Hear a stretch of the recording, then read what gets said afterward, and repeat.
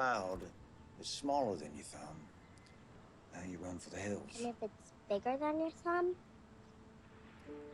They told us not to bother running.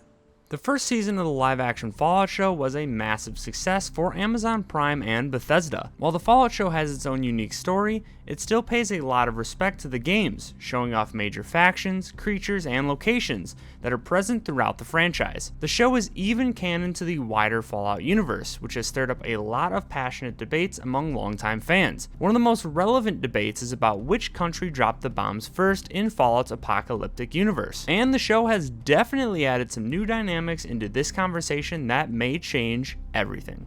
What's up everyone, Ryan here and welcome to Game Rant. In this video, we'll be going over how the Fallout show has reignited a franchise-long debate, but before we dive in, here is your spoiler warning. We'll be going over some of the events that happen in the Fallout show, as well as some of the lore throughout the Fallout game universe.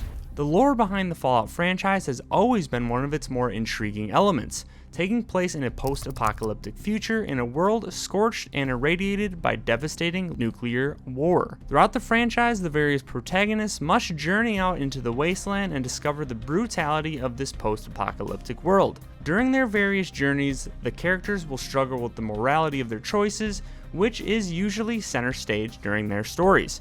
With many Fallout stories taking place centuries after the world was ruined by nuclear war, figuring out who was at fault for the state of the world isn't really discussed in the lore. However, this is definitely a hot debate within various Fallout communities. In Fallout lore, the bombs were dropped in the year 2077 amid a brutal and long-spanning war between the United States and China. After over a decade of fighting, the United States began to assault and infiltrate the mainland of China, which increased the stakes of the war higher than they had ever been. Massive nuclear attacks were then carried out across both the United States and China, although the distinction of which country instigated this has never been clear. Due to China's position towards the end of the war, it seems logical to think that they launched the first bombs.